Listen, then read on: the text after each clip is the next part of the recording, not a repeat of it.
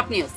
పార్వతీపురం మన్యం జిల్లా పాలకొండ నియోజకవర్గం జనసేన అభ్యర్థిగా నిమ్మక జయకృష్ణ అవకాశం దక్కించుకున్నారు. జనసేనాని పవన్ కళ్యాణ్ నిమ్మక జయకృష్ణ పేరును పాలకొండ జనసేన అభ్యర్థిగా అధికారికంగా ప్రకటించారు. పాలకొండ నియోజకవర్గం ఎస్టీ రిజర్వ్ అసెంబ్లీ స్థానం పాలకొండ నుంచి మిత్రపక్షాల అభ్యర్థిగా నిమ్మక జయకృష్ణను బరిలో దించుతున్నట్లు జనసేన పార్టీ ఓ ప్రకటన విడుదల చేసింది. ఈ నియోజకవర్గం టికెట్ కోసం ఆశావాహులు ఎక్కువ మంది ఉండటంతో జనసేన పార్టీ పలు సర్వేలు నిర్వహించి చివరికి నిమ్మక జయకృష్ణ పేరును ఖరారు చేసింది. సర్వేల్లో నిమ్మక జయకృష్ణ అత్యధిక ప్రజల మద్దతు లభించినట్టు తెలుస్తోంది. నిమ్మక జయకృష్ణ ఇటీవలే టీడీపీకి రాజీనామా చేసి జనసేన పార్టీలో చేరారు.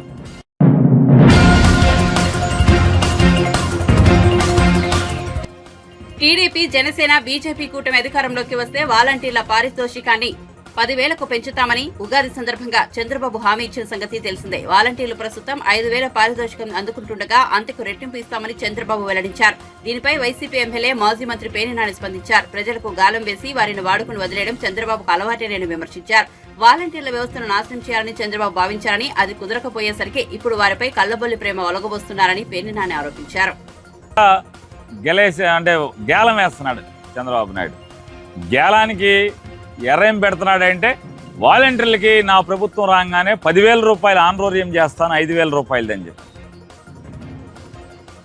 ఎవరయ్యా ఈ చంద్రబాబు నాయుడు 10,000 రూపాయలు చేస్తానన్నదంటే, గడిచిన 4.5 సంవత్సరాలుగా ఈ వాలంటీర్లని మానసికంగా క్షోభకు గురి చేసి, వారి వ్యక్తిత్వాన్ని హననం చేసి, వారి ఆత్మాభిమానాన్ని కించపరుస్తూ, వారి మీద మీరు బాంబే రెడ్ లైట్ ఏరియాకి అమ్మాయిలను నమ్ముతారని, మగవాళ్ళు ఇంట్లో లేకుండా తలుపులు కొట్టి ఆడవాళ్ళని లొంగ తీసుకుంటారు, మోసం చేస్తారు అని చెప్పని, అలాగే బియ్యపు మూటలు మోస్తారని, లేదా వీళ్ళు జగన్మోహన్ రెడ్డి గారి ద్వారా ఈ డేటా అంతా కలెక్ట్ చేసి డేటాని పరాయి దేశాలకు అమ్ముతారని, ఇట్లా వారిని ముక్కుపచ్చలారనటువంటి 20, 25, 30 సంవత్సరాలటువంటి 3 పదులు నిండనటువంటి ఆడపిల్లల్ని, మగపిల్లల్ని ఇష్టారాజ్యంగా తన రాజకీయం కోసం,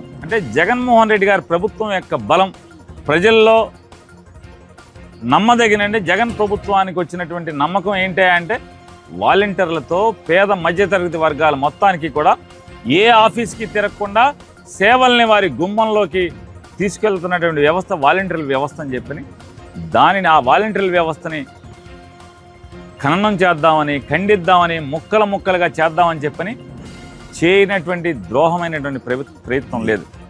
ఆ ప్రయత్నంలో భాగంగా వాళ్ళని ఎంత దిగజార్చాలో అంత దిగజార్చి వారి ఆత్మాభిమానాన్ని కించపరిచేలాగా, వాళ్ళ ఆత్మాభిమానాన్ని ఏ రకంగా క్షోభకు గురి చేసేలాగా మాట్లాడాడో మనందరం చూసాం.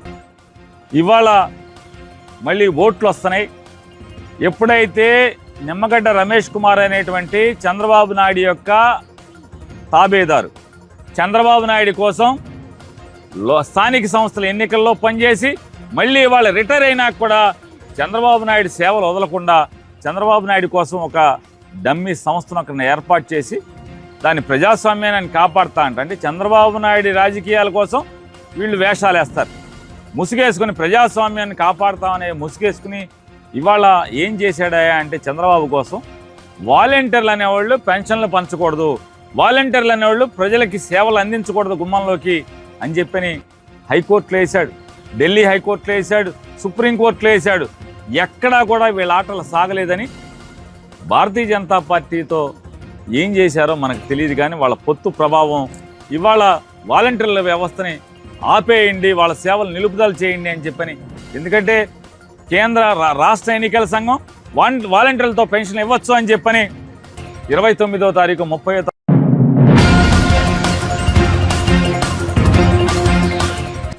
సిట్ కార్యాలయంలో దసరాల దగ్ధంలో కొల్లి రఘురామరెడ్డి వ్యవహారశైలిలో పారదర్శకత లోపించిందని టీడీపీ పొలిట్ బ్యూరో సభ్యుడు వల్లరామయ్య ఆరోపించారు. అస్సాం రాష్ట్రానికి ఎన్నికల పరిశీలకుడిగా నియమించారని చీఫ్ ఎలక్షన్ కమిషన్ కార్యాలయం నుంచి సమాచారం వచ్చిన తర్వాతే సిట్ కార్యాలయంలో ఫైలు తగలబెట్టారన్నారు. ఒకవేళ ప్రభుత్వం మారితే ఈ కార్యాలయంలో తనకు ప్రవేశం ఉండదని, తనకు వ్యతిరేకంగా సాక్ష్యాలుగా ఉపయోగపడుతున్నాయన్న భయంతోనే దస్త్రాలను తగలబెట్టారని మండిపడ్డారు. జూన్ 4 తర్వాత టీడీపీ అధికారంలోకి వచ్చి తనను ట్రాన్స్ఫర్ చేస్తుందన్న భయంతో ముందు చూపుగానే ఇదంతా చేశారని, ఆయన కార్యాలయంలోని అధికారులు గుసగుసలాడుతున్నారని పేర్కొన్నారు. There is no transparency. వాళ్ళు చట్టం ప్రకారం చేస్తున్నారా, చట్ట వ్యతిరేకంగా చేస్తున్నారా,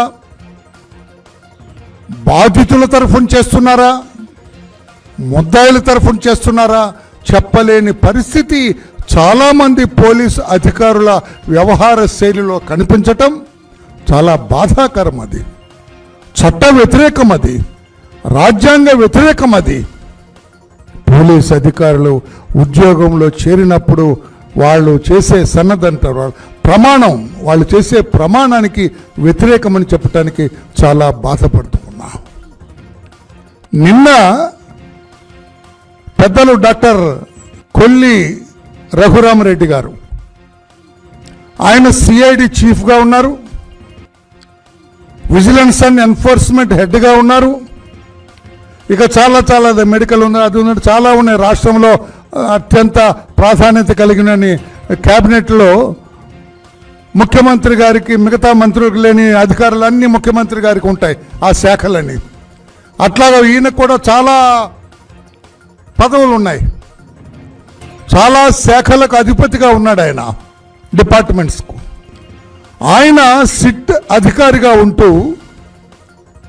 నిన్న బహిరంగంగా ఆయన ఆఫీస్ కార్యాలయం ముందు, సిట్ ఆఫీస్ ముందు హెరిటేజ్ సంస్థకు చెందిన ఫైల్స్ అన్ని కూడా తగలబెట్టారు. చాలా నిన్నంతా there was lot of uproar ప్రజల్లో, పత్రికల్లో, ఎలక్ట్రానిక్ మీడియాలో, ప్రతిపక్షాల్లో అంతా అయిపోయి మేము సిఇఓ దగ్గరికి, చీఫ్ ఎలక్టరల్ ఆఫీసర్ దగ్గరికి వెళ్ళి చెప్పవలసిన పరిస్థితి మాకు వచ్చింది. ఎందుకు అటువంటి పరిస్థితి వచ్చింది? ఆయన మీద చించిన కాగితాలు తగలబెట్టా ఉంటారు. లేదు, ఫైల్స్ అన్ని కనపడుతున్నాయి, అక్కడ ఫైల్స్, కట్టున్న ఫైల్స్ కనపడుతున్నాయి. అనుమానం రాదా మాకు?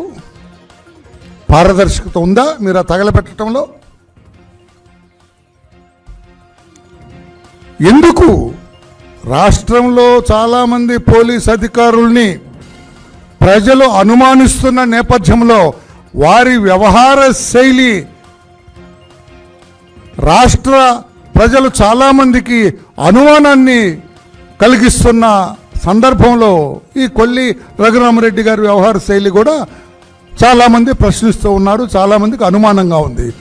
అటువంటి అనుమానితుడైన వ్యక్తి, ప్రజల దృష్టిలో అనుమానితుడిగా ఉన్న వ్యక్తి వర్కింగ్ సిస్టంలో ఆ ఫైల్స్ అలా తగలబెట్టడం, నేనంటున్నా ఈ రోజున ఆయన కావాలనే ఆ ఫైల్స్ తగలబెట్టాడు.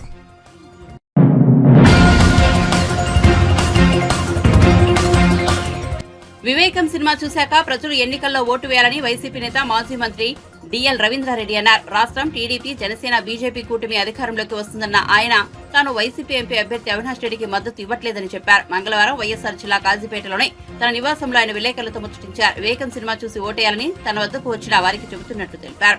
టీడీపీ అధినేత చంద్రబాబు ఆయన ప్రశంసలు కురిపించారు. బాబు పద్ధతి గల నాయకుడని, ప్రజలకు ఆయన మాత్రమే మేలు చేస్తారన్న నమ్మకం తనకుందని అన్నారు. మైదుకూరు నుంచి పోటీ చేస్తున్న ఎమ్మెల్యే సెట్టిపల్లి రఘురామరెడ్డికి ఓటు వేయొద్దు, టీడీపీ అభ్యర్థి బుట్టా సుధాకర్ యాదవ్కే నా మద్దతు అని తెలిపారు. ఏంటంటే రఘురామరెడ్డి అనేవాడు రాజకీయాలకు పనికిరాలని సర్వే తేల్చింది కాబట్టి సుధాకర్ అనేవాడే పనికొచ్చేవాడు అంతో ఇంతో. ఆ సుధాకర్ యాదవ్కు నా సలహా ఏంటంటే అహంభావం వీడి, అహంభావం మానుకొని ప్రజలకు అందుబాటులో ఉంటూ, రైట్ నువ్వేదో కాంట్రాక్ట్లు చేసుకుంటా అంటావు, నీ బ్రతుకు తెరువు నేను పోగొట్టుకోమని చెప్పను, కాంట్రాక్ట్ చేసుకో, బ్రతుకు తెరువు పోగొట్టుకోమని చెప్పను. ఎందుకంటే ఇప్పుడు ఇన్ని కోట్లు ఖర్చు పెట్టి ఎమ్మెల్యేకు ఆ డబ్బు సంపాదించుకోకుండా అవినీతి పరుడయ్యేదానికన్నా రఘురామరెడ్డి లాగా ఇట్లా మంచి పనులు చేస్తే బాగుంటుందేమో అనే సలహాతో ఈ సలహా చెప్తున్నా. అంటే వ్యక్తిగతంగా నేను ఒక సుధాకర్ యాదవ్ పేరే ఎందుకు చెప్తున్నానంటే, అవినాష్ రెడ్డికి ఓటేయాలన్నా భూపేష్ రెడ్డికి ఓటేయాలన్నా అంటే భూపేష్ రెడ్డి అనేవాడు ఇమ్మెటీరియల్. 2 బీజేపీకి ఇచ్చిన తర్వాత ఈ తెలుగుదేశం అనే క్యాండిడేట్ గెలిచే ప్రశ్నే లేదు, అసలు ఆలోచనే అవసరం లేదు. సరే, అవినాష్ రెడ్డి నిన్న నన్ను సునీత కలిసింది. అవినాష్ రెడ్డికి మీరు ఎట్లా సపోర్ట్ చేస్తారంటే నేనేం సపోర్ట్ చేయడం లేదమ్మా, నా దగ్గరకు వచ్చిన వాళ్ళకి ఏం చేయాలి సార్ ఎంపీ సీట్ అంటే ఆ వివేకం సినిమా చూడుకోండి నేను చెప్తాండా. యూట్యూబ్లో వివేకం సినిమా వచ్చింది, ఆ సినిమా చూసి మీరు ఓటు చేయపోండి, కోర్టులో ఉంది కాబట్టి ఆ విషయాన్ని నేను చెప్పడం బాగుండదు, ఏది ఎవరికి ఓటేయాలని నేను ఆ మాదిరి చెప్తున్నానమ్మా అని చెప్పినాను. మరి మిగతా మీ అభిప్రాయం ఏంటి, రాజకీయ అభిప్రాయాలు అన్నీ చాలా అడిగింది. నేను వ్యక్తిగతంగా తెలుగుదేశం పార్టీకి కూడా వ్యతిరేకమమ్మా, సుధాకర్ యాదవ్కి మాత్రమే చేయమంటున్నాడు. తెలుగుదేశం పార్టీకి ఎందుకు వ్యతిరేకం అంటే మరి ఆయన మనసుకు తెలియాల, టికెట్లు అమ్ముకున్నాడా లేకపోతే అర్హులకు ఇచ్చినాడా లేదా, ఏంటి ఆయన అభిప్రాయము, ఆయన సూపర్ 6 ఇంప్లిమెంట్ చేయగలడా, గతంలో మన ఏమంటారు రుణమాఫీ అని చెప్పి ప్రకటించి చేయలేకపోయినాడని, ఇటువంటి ఎన్నో అపవాదాలు ఉన్నాయి. చాలామంది జగన్ అభిమానులు ఆ మాట అంటున్నారు. నాకైతే అతను ఒక పద్ధతి గల రాజకీయ నాయకుడు, వేస్తాడని నమ్మకం ఉంది. అయితే మనం చూడాలి రాబోయే కాలంలో. నాకు కానీ నా కుటుంబం కానీ తెలుగుదేశంతో పని లేదు, వైఎస్ఆర్తో పని లేదు, బీజేపీతో పని లేదు. అయితే ఉన్న పరిస్థితుల దృష్ట్యా ఒకసారి ఈ పేపర్లన్నీ చదివితే నిజంగా మన దేశం ఏమవుతుంది, ఎందుకు వీళ్ళు చంద్రబాబు నాయుడు లాంటి మేధావీలతో పొత్తు పెట్టుకున్నాడు బీజేపీతో. బీజేపీ లేకపోయినా, జనసేన లేకపోయినా చంద్రబాబు గెలిచిండేవాడు. ఇప్పుడు వీళ్ళందరితో పొత్తు పెట్టుకొని బీజేపీతో పొత్తు పెట్టుకోవడం వల్ల 30 సీట్లలో దెబ్బ తగులుతోంది మైనారిటీకు. జనసేన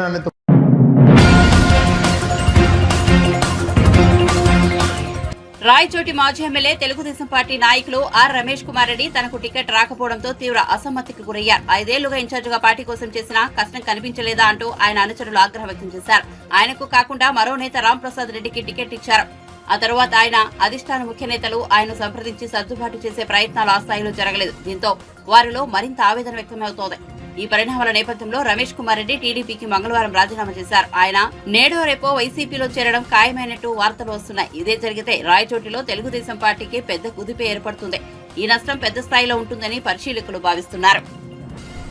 ఒక్క నియోజకవర్గంలో కాదు, రాష్ట్ర వ్యాప్తంగా దాదాపు 40-50 నియోజకవర్గాల్లో తెలుగుదేశం పార్టీకి సంవత్సరాల తరబడి పనిచేసిన వ్యక్తులను విస్మరించి బయట పార్టీల నుంచి ఈ పార్టీకి తీసుకొని టికెట్లు ఇవ్వడం, డబ్బులు చేతులు మారినాయనే విషయాన్ని రాష్ట్ర వ్యాప్తంగా కూడా ప్రజలందరూ కూడా గమనిస్తున్నారు.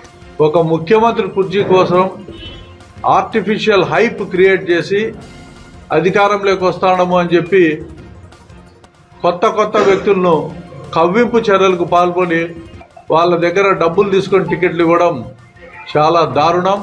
మాగంటి శ్రీనివాసులు రెడ్డి కానీ, నెల్లూరులో వేమిరెడ్డి ప్రభాకర్ రెడ్డి కానీ, పెమ్మసాని చంద్రశేఖర్ అని ఒక ఆయన విదేశాల నుంచి ఇప్పటికిప్పుడు సూట్ కేసు తీసుకొని దిగితే Guntur parliament seat, Nellore parliament, Ongole parliament ఎక్కడ చూసినా కేవలం డబ్బులుండే వాళ్లకు ఈ పార్టీలో స్థానం ఉంది తప్పనిచ్చి డబ్బులు పార్టీకి పనిచేసే వాళ్లకు, క్రియాశీలంగా ఉండే కార్యకర్తలను గౌరవించే స్థితి ఈ పార్టీకి లేదని చెప్పి స్పష్టంగా అర్థమవుతా ఉంది.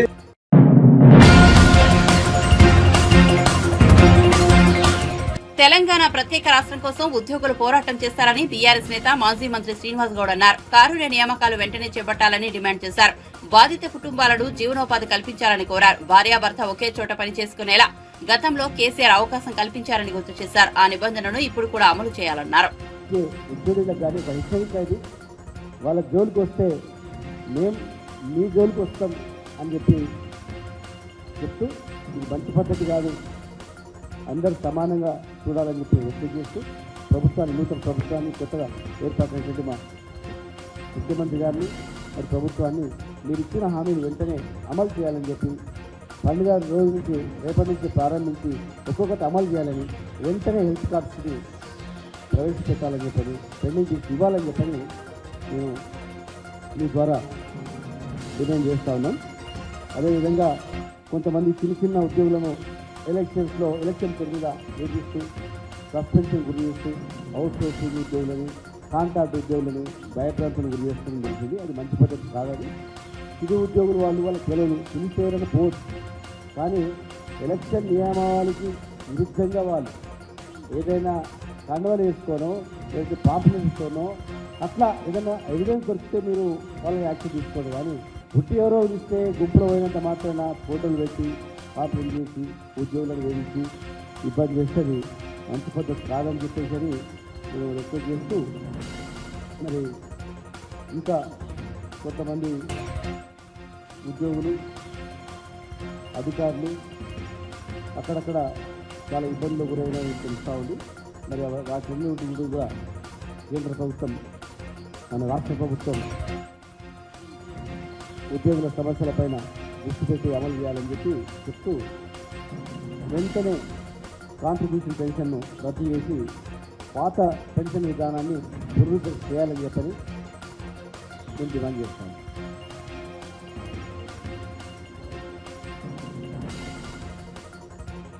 ఎట్లా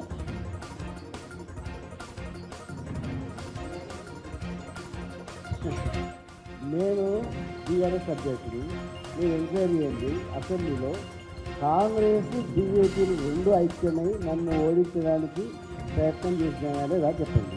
దీని మీద సమాధానం. కాంగ్రెస్లో మొన్న జాయిన్ అయినటువంటి గతంలో ఉన్నటువంటి బీజేపీ అభ్యర్థి కాంగ్రెస్కు నేను పనిచేసిన కాంగ్రెస్ అభ్యర్థిని గెలిపించిన అందుకే ఇలా కాంగ్రెస్లో జాయిన్ అవుతుందని చెప్పింది. అంటే కాంగ్రెస్ బీజేపీ ఇద్దరు ఐక్యమై బీఆర్ఎస్ను ఓడగొట్టడానికి ప్రయత్నం చేసిన బహిరంగంగానే చెప్తున్నప్పుడు అంటే నన్ను ఓడగొట్టడానికి శ్రీనివాస్ గౌడ్ని ఓడగొట్టడానికి అక్కడ ఉన్నటువంటి ఎన్ఎస్ శ్రీనివాస్ రెడ్డి గారు తర్వాత జితేంద్ర రెడ్డి గారు ఇద్దరు ఐక్యమై శ్రీనివాస్ గౌడ్ని ఓడగొట్టడానికి ప్రయత్నం చేసిన మాట వాస్తవమా కాదా మీరు జిల్లా ప్రజలను అడగండి. వాళ్ళే బహిరంగంగా పత్రికలు కూడా చెప్పింది బీజేపీ అభ్యర్థి. మరి అట్లాంటప్పుడు జరుగుతుందా ఆ పని జరుగుతుందా సాధ్యమవుతుందా? మేము ఒప్పుకుంటామా? నన్ను ఓడగొట్టడానికి రెండు జాతీయ పార్టీలు ఐక్యమైనప్పుడు మేము ఆ పార్టీలను గెలిపించడానికి ప్రయత్నం చేస్తామా? ఎవరైనా చేస్తారా ఆ పని? చెప్పండి. అసలు ఏం కాదు.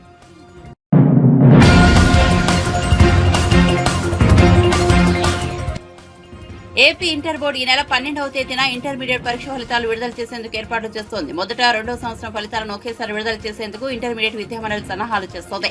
ఇప్పటికే జవాబు పత్రాల మూల్యాంకనం పూర్తయింది. ఇక ఫలితాలకు సంబంధించి అంతర్గత పనులు బుధవారం మధ్యాహ్నంతో పూర్తి కానున్నాయి. ఇందులో ఏవైనా సాంకేతిక సమస్యలు తలెత్తితే ఫలితాలు విడుదల 1-2 రోజులు ఆలస్యం కానుంది. లేని పక్షంలో 12న ఇంటర్మీడియట్ ఫలితాలు వచ్చేస్తాయి. ఇక ఏపీలో ఇంటర్ పరీక్షలు మార్చి 1 నుంచి మార్చి 21 తేదీ వరకు జరిగిన విషయం తెలిసిందే. వొకేషనల్, రెగ్యులర్ కలిపి ఫస్ట్ ఇయర్ 5,17,617 మంది విద్యార్థులు, సెకండ్ ఇయర్ 5,35,056 మంది విద్యార్థులు పరీక్షలకు హాజరయ్యారు.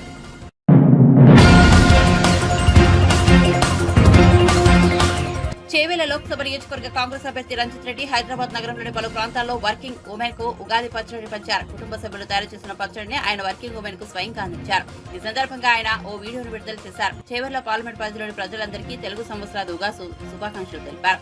ఉగాది అనగానే షడ్రుచులతో కూడిన పచ్చడి అని, అందులో తీపి, చేదు, వగరు ఇలా జీవితంలో అన్ని రుచులు ఉంటాయని చెప్పేది ఉగాది పచ్చడిని పేర్కొన్నారు.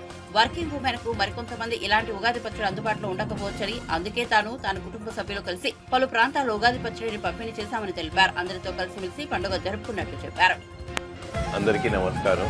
చేవెళ్ల పార్లమెంట్ పరిధిలో ఉన్న అక్క చెల్లెలు అన్నదమ్ములకు అందరికీ శ్రీ కోది నామ ఉగాది పండుగ శుభాకాంక్షలు. ఉగాది అనగానే మనకు గుర్తుకొచ్చేది షడ్ రుచులతో కూడిన ఉగాది పచ్చడి. దీంట్లో అన్ని రుచులతో కూడిన ఈ ఉగాది పచ్చడి మన మంచి చెడుకు, సుఖ సంతోషాలకు, దుఃఖాలకు అన్నింటినీ ఎదుర్కోవాలని చెప్పి మనము ఈ షడ్ రుచులతో కూడిన ఉగాది పచ్చడి తాగుతూ రాబోయే రోజుల్లో మంచిని ఆస్వాదిస్తూ చెడును ఎదుర్కోవాలని చెప్పి మొదలెడతాం. కానీ కొంతమంది వర్కింగ్ ఉమెన్ ఆఫీసుల్లో పనిచేస్తూ వాళ్ళ కుటుంబ సభ్యులకు షడ్ రుచులతో కూడిన ఉగాది పచ్చడికి దూరంగా ఉంటారని చెప్పి నేను మా కుటుంబ సభ్యులందరూ కలిసి షడ్ రుచులతో కూడిన ఉగాది పచ్చడిని తీసుకెళ్లి ఎవరైతే ఆఫీసులో పనిచేస్తుందో వాళ్ళందరికీ డిస్ట్రిబ్యూట్ చేసి అందరం పండుగను కలిసిమెలిసి జరుపుకోవాలని చెప్పి మీరందరూ ఎక్కడున్నా సంతోషంగా ఉండాలన్నదే నా ఆశ, నా శ్వాస. శ్రీ క్రోధినామ ఉగాది సంవత్సర శుభాకాంక్షలు నా చేవెళ్ల పార్లమెంట్ ప్రజలందరికీ.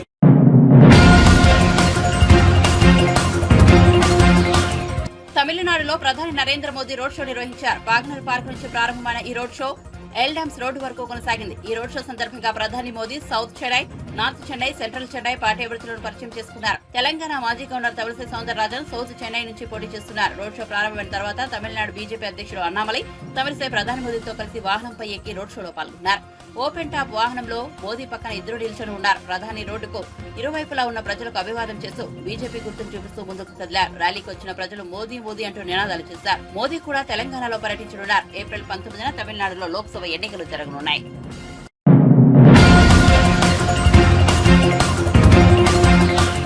కాంగ్రెస్ పార్టీ సీనియర్ నేత జగ్గారెడ్డి ఉగాది పర్వదినం సందర్భంగా తన మెడలోని బంగారు గొలుసును తీసి రాజ్యసభ సభ్యుడు అనిల్ కుమార్ యాదవ్ కు మెడలో వేశారు. ఇందుకు సంబంధించిన వీడియో నెట్టింట వైరల్ గా మారింది. ఉగాది సందర్భంగా అనిల్ కుమార్ యాదవ్ శుభాకాంక్షలు తెలిపేందుకు గాంధీ భవన్ లో ఉన్న జగ్గారెడ్డి వద్దకొచ్చారు. అయితే ఆశీర్వాదంతో పాటు బంగారం ఇస్తే సంతోషిస్తానని అనిల్ కుమార్ యాదవ్ సరదాగా అన్నారు. అడిగిన వెంటనే జగ్గారెడ్డి తన మెడలోని బంగారు గొలుసును తీసి అనిల్ కుమార్ యాదవ్ మెడలో వేశారు. వెంటనే అనిల్ జగ్గారెడ్డి పాదాలను తాకి ఆశీర్వాదం తీసుకున్నారు.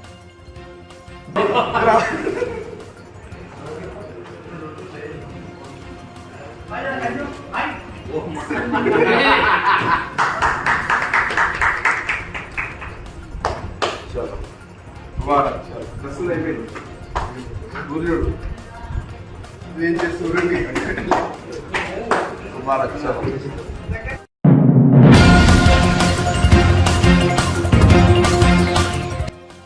ఏపీ పాలిటిక్స్ లో కీలక పరిణామం చోటు చేసుకుంది. పిఠాపురం నుంచి పవన్ కళ్యాణ్ పై ప్రముఖ ట్రాన్స్జెండర్ తమన్నా సింహాద్రి పోటీ చేయనున్నారు. గతంలో తమన్నా మంగళగిరి నుంచి పోటీ చేశారు. భారత చైతన్య యువజన పార్టీ నుంచి ఆమె బరిలో ఉండనున్నట్లు ఆ పార్టీ చీఫ్ రామచంద్ర యాదవ్ ప్రకటించారు. ఈ సందర్భంగా రామచంద్ర యాదవ్ మాట్లాడుతూ ఏపీలో ఏ పార్టీ చేయని సాహసాన్ని తమ పార్టీ చేసినట్లు పేర్కొన్నారు. చట్టసభల్లో ట్రాన్స్జెండర్స్ కు అవకాశం కల్పించాలని తమన్నా సింహాద్రికి టికెట్ కేటాయించినట్టు స్పష్టం చేశారు. ఇక తమన్నా బిగ్ బాస్ షోతో సైతం మంచి గుర్తింపు తెచ్చుకున్నారు. గతంలో మంగళగిరి నుంచి పోటీ చేసే సందర్భంగా రాజకీయాల వ్యాపారం అయ్యాయని, ప్రజలకు సేవ చేయాలనే ఆలోచన నేతల్లో తగ్గిందని తమన్నా తెలిపారు. జనసేన కోసం సైతం తమన్నా పనిచేసిన పవన్ కళ్యాణ్ ను కనీసం కలిసే ఛాన్స్ కూడా రాలేదని, తీవ్ర అసంతృప్తితో ఉన్న తమన్నా ఏకంగా పవన్ పై పోటీకి దిగడం ఏపీ పాలిటిక్స్ లో సంచలనంగా మారింది.